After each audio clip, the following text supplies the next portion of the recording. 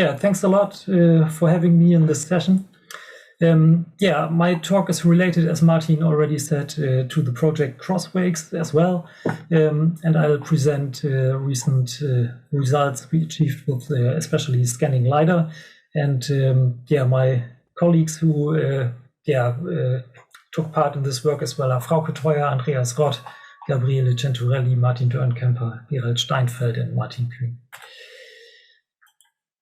So yeah, not so much to say about the motivation again. I think we had the major points. Even though we feel we already have quite a lot of wind, offshore wind energy, all the green farms here in the right picture are active. Martin already stated we need many more areas, and I showed not just the German Bight, but the whole region, including the Netherlands, Belgium, the UK, and we see there's a lot more to come. Out of the almost 8 gigawatts we have in Germany, we want to increase that to 40 gigawatts, in the whole EU to 300 gigawatts. So Martin stated it, we really need to plan our areas wisely. And yeah, these large areas being filled with wind turbines and wind farms, of course, lead to flow interactions between the wind farms. And of course between the farms and the coast as well. So, but here in this talk, I'll not focus on coastal effects, but on the inter-wind farm effects and wind farm effects itself, especially the inter-wind farm effect cluster wakes. So, as Martin in his nice plot of Wolf showed, that these wakes can live quite long and hit downstream farms. And another feature in large offshore wind farms, that is global blockage. So the decrease in wind speed in front of the farm. And understanding of these effects is, as said, really important for these billion-euro investments to have the right knowledge of the power output that can be expected. So yeah, my outline is that I want to introduce crosswakes, what I do not really have to do anymore. I will be fast on that. Then I'll present a LiDAR measurement campaign we had in the offshore wind farm Global Tech 1. And which data from this campaign we are using here. Then I'll present a cluster wake situation of this cluster wake hitting Global Tech 1 and the analysis we performed especially with LiDAR, and how we then come from the LiDAR data back to the modeling side. And I'll present our analysis of the global blockage effect in front of Global Tech 1, and then conclude and give an outlook. Yeah, Martin said it already. I think I can be quick. Crosswakes is a big project in Germany that is almost halfway done. The measurements I show today are not performed within this project, but the data is used. And in the outlook, I'll quickly introduce the measurement campaign we recently started within Crosswakes that will add up more data on the ones we already have. And yeah, I think that's enough for Crosswakes. You had it. But yeah, the offshore measurement campaign we performed and we show data of happened in Global Tech 1. I hope you can see my mouse here. I'm circling around it. It's one of the wind farms that has the largest, one of the largest distances to the coast with more than 100 kilometers. It's a 400 megawatt wind farm with 80 ETWind turbines with 5 megawatts each. And we had a measurement campaign there from August 2018 to the beginning of January 2020. And we used a WindCube 200S. You can see a photo here on the right side. That's a quite powerful long-range scanning LiDAR. And we placed it on turbine 58 in the west of Global Tech 1. Here in the middle is the layout with the typical scanning sector we could achieve here with this LiDAR. We performed horizontal PPI scans, so plant position indicator scans. The LiDAR looked horizontally on the height of the LiDAR, that is approximately 25 meters above sea level. And typical ranges were 6 up to 8 kilometers that we could achieve, depending on, especially on atmospheric conditions. And one scan took 150 seconds. And now looking into a cluster wake situation that we were able to capture not just with LiDAR, but with the SAR as well. This situation occurred on the 6th of February 2019.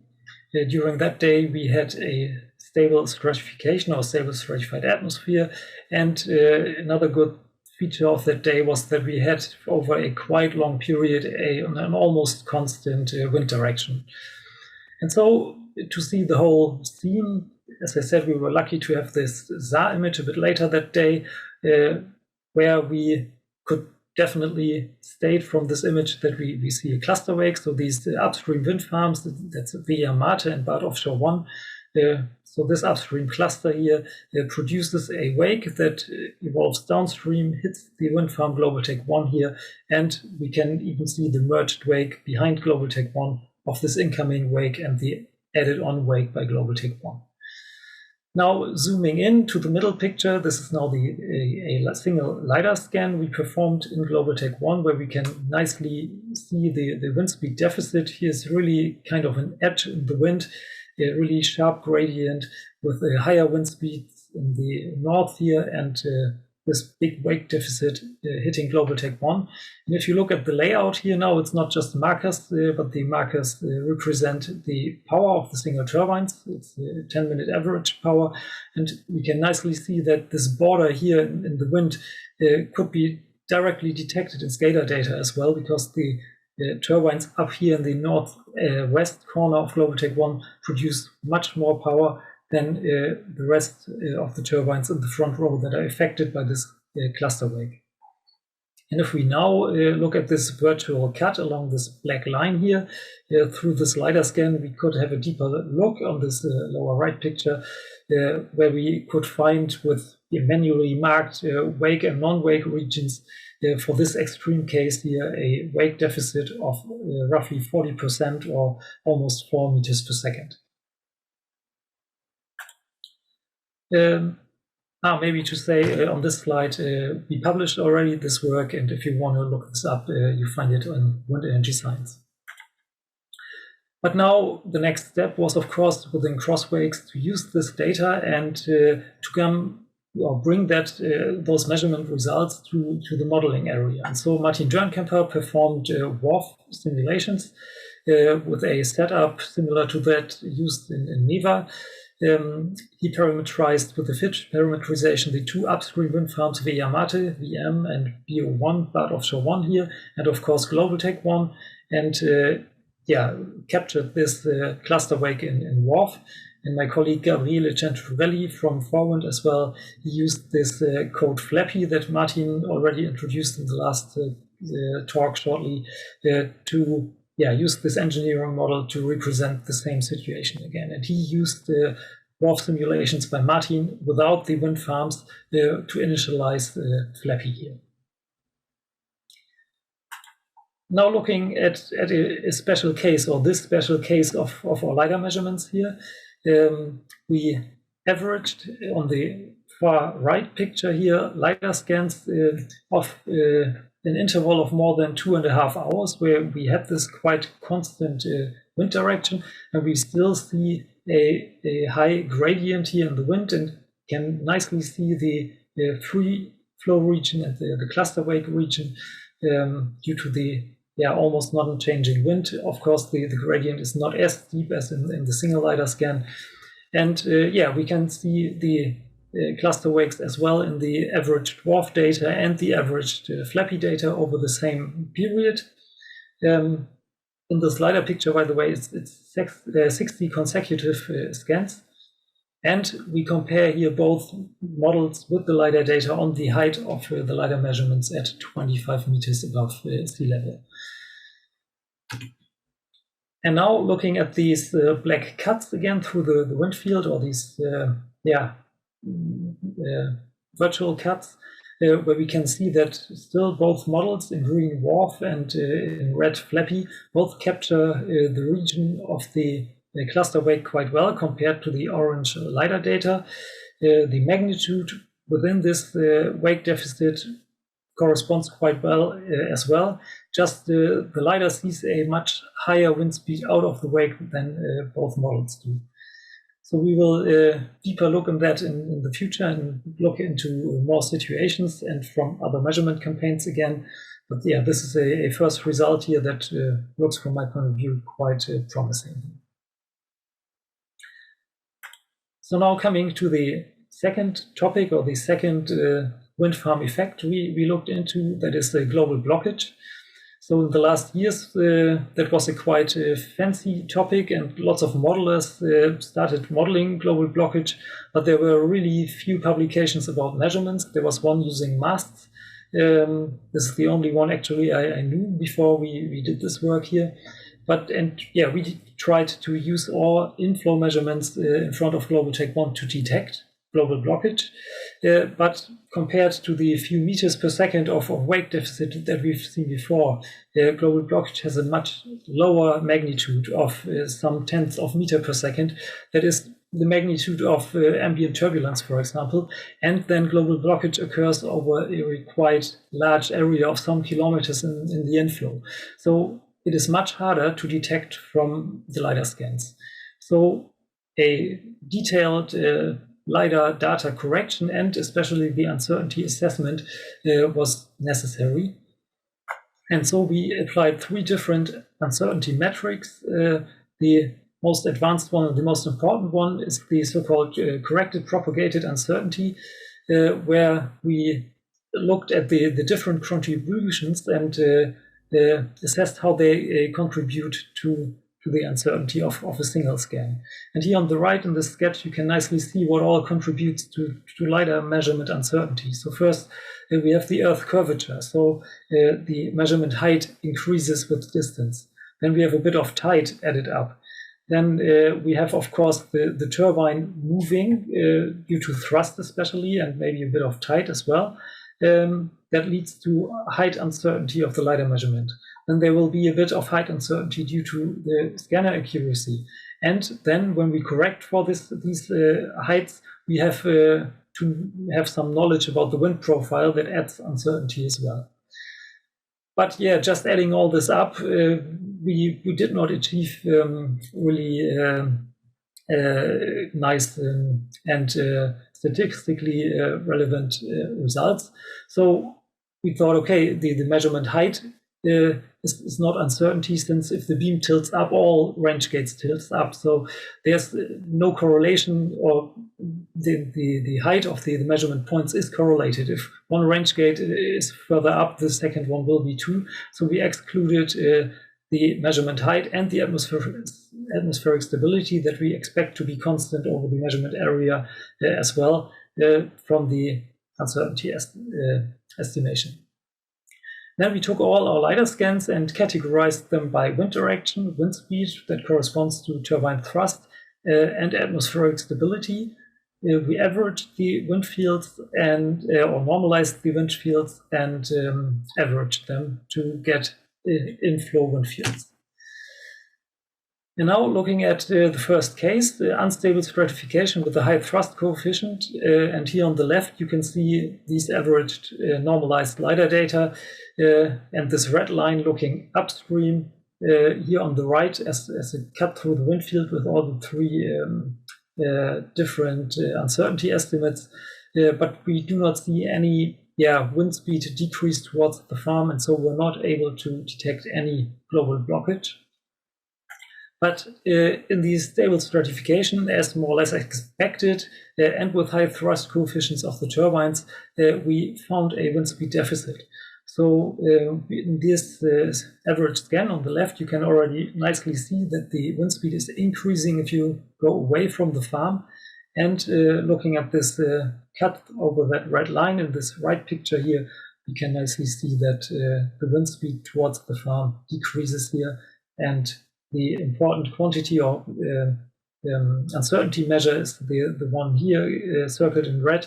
Since 2 grayscales are overlaid here, it's the darker one in the middle here, that one.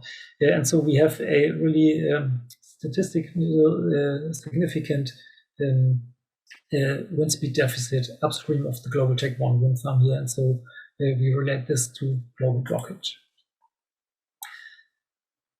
looking at atmospheric stability and the height of the LiDAR scans, we did a case distinction to include these uncertainty estimates as well, and calculate the most repellent and the most enhancing case of both uncertainty contributions that led to an uncertainty range of the effect of 2 to 6% here. So in blue here we have the most repellent effect of both contributions, and here in red the most enhancing one. Yeah, to come to the conclusions, we found scanning LiDAR to be a really adequate tool to study such large-scale wind farm effects, especially for effects like global blockage that are really small in magnitude. The uncertainty assessment is really crucial to perform, but yeah, correlated and uncorrelated uncertainty contributions should be treated separately. And yeah, looking at the LiDAR measurements, the most critical part here is the elevation angle, since this has direct influence on the measurement height. We found that the transition piece of the turbines in Global Tech 1 was tilted, and we had to correct for that due to this tilted LiDAR beam that was then resulting. And we recommend fast inclination sensors for future LiDAR campaigns that we ourselves now implemented in the LiDARs to monitor the tilt of the devices. If you want to read recommendations for future measurement campaigns, we published that in Wind Energy Science, and as well we published a method for LiDAR alignment recently that is as online as a preprint on Wind Energy Science as well. To conclude on large-scale wind farm effects, we detected cluster wakes and global blockage in our long-range LiDAR data, and especially the atmospheric stability is important to consider for both effects. In cluster wake cases, we did not find cluster wakes in unstable conditions or much reduced ones. And another conclusion that this first comparison of LiDAR data with the weather model and an engineering model is really promising, and we will continue this work. And the next steps are then the more as detailed as possible validation of the models for global blockage and for cluster wakes. And as Martin already said, then with these validated models within crosswakes, we want to do scenario calculations. Now coming to an outlook. As I said, the measurement campaign in Global Tech 1, that was the existing data that we used in crosswakes, but now we started the campaign that was planned within crosswakes, and we have now one LiDAR on the converter platform Dolphin Gamma. Down here you can see the N2 cluster. Here's the wind farm Alpha Ventus, and Dolphin Gamma is located on the westerly border here. And we can scan most of the westerly inflows, including southwest and south here, and scan within the wind farm. And the purpose of those measurements is especially to provide the free inflow to the cluster for the modelers to have a free inflow wind speed then to compare to SCADA data. And we want to study the boundary layer as it develops coming or approaching the cluster and then passing the cluster.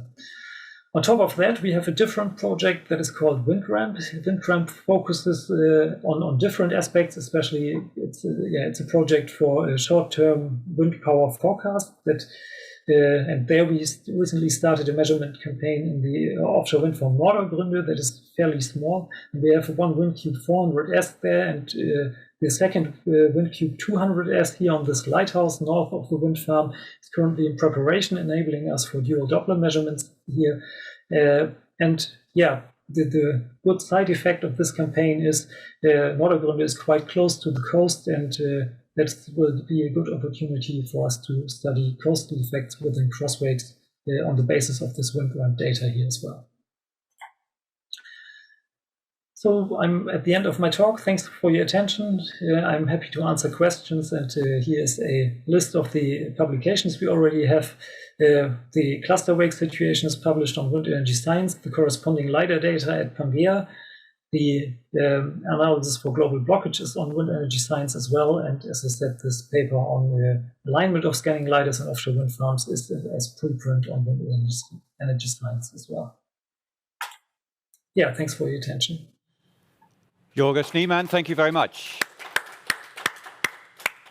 So do we have any questions from the, yes? From Alberto, if you could introduce yourself. And Alberto Zasto from Politecnico Milano. Thank you for your very interesting presentation. I have a curiosity.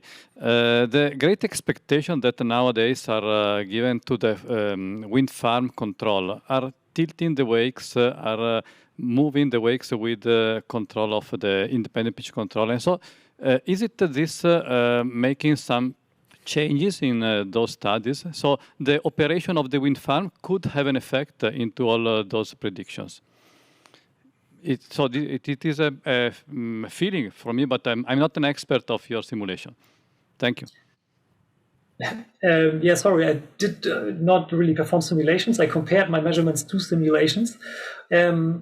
And what you refer to is the inner farm wake control, for example. If you want to steer one wake of an upstream turbine aside a downstream turbine, and maybe your question is related to what this could have an effect on the cluster wake of the wind farm.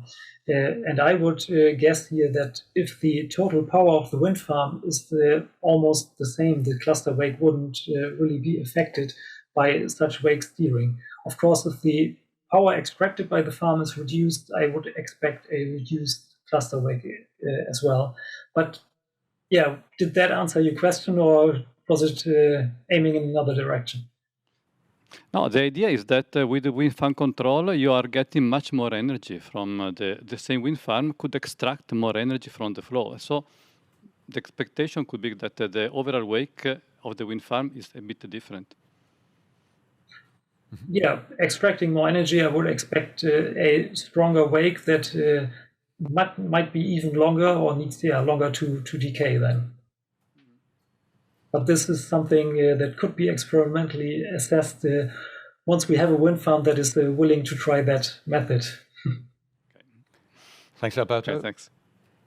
So yeah, I've got some questions online, so I think I'd like to take those. Davide Eroldi says, I have a general question starting from the results of the projects we saw this afternoon.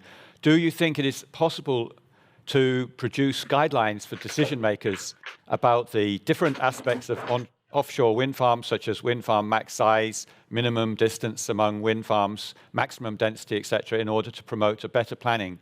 I'm thinking mainly to the future floating wind farms. Thank you. Jörge, I could ask you to address it, but maybe it's fairer that everyone has a chance, and maybe it needs to be a subject of another workshop. But I don't know if you want to tackle that, Jörge, as a start. I can start. Maybe Martin wants to add something. I don't know. So in the end, from my point of view, the goal should now be to perform measurements, to validate all the models, like Martin already showed, and then do scenario calculations. But then in the end, the decision makers need to say what we need to optimize for. So of course we could install more capacity, but with a lower degree of or less full load hours or whatever. So electricity might be a bit more, but for a higher price. Or do we want to optimize for the electricity to be the cheapest one we could get? We produce a bit less and electricity is cheaper. In the end, it's the question of what we want. And those models, those validated models and the scenario calculations could help to optimize between different constraints we have here. Yeah, I mean, I don't know if there's any other of the speakers who want to address it as well. I mean, for me, what you say there is also that this kind of physical understanding the flow phenomena at different scales is part of it. But as you say, it actually has to feed through to other kinds of models all the way through to what is your kind of objective function. And as we heard this morning, we had a very interesting talk about if it was hydrogen you were producing instead of electricity, you might actually have quite a different sort of objective function.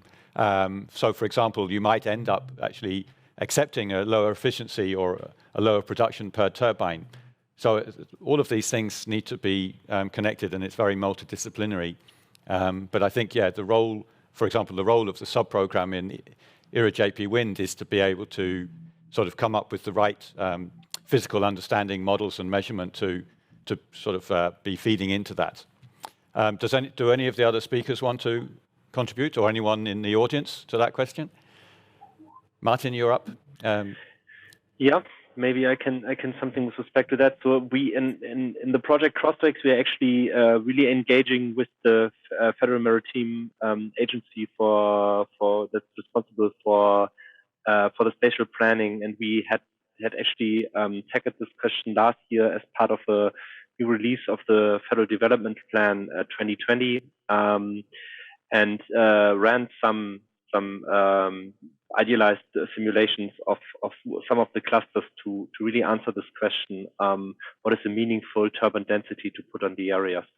But so I think with the models, it is now possible, and it's really important to also engage from the scientific community with the authorities with respect to that. But I also agree totally with what Jörge said. So far, we are mainly talking about capacity, but not about energy. And we can easily increase the capacity that we want to connect to the grid to whatever we want. It's known from wind farm optimization. Whenever you add a further turbine, you typically always end up with a bit more energy that's generated by the wind farm. But that's yeah. But then this does not compare to what we can really get out, let's say, in terms of energy that we are then introducing to the grid. So that's definitely something what we need to think about, and maybe also in the future it's more important to really know when the electricity is available, especially when coupling with other renewable energy sources. Yeah. Thank you. Before I close the session, I would just like to thank Jörge again. Thank you. Thanks.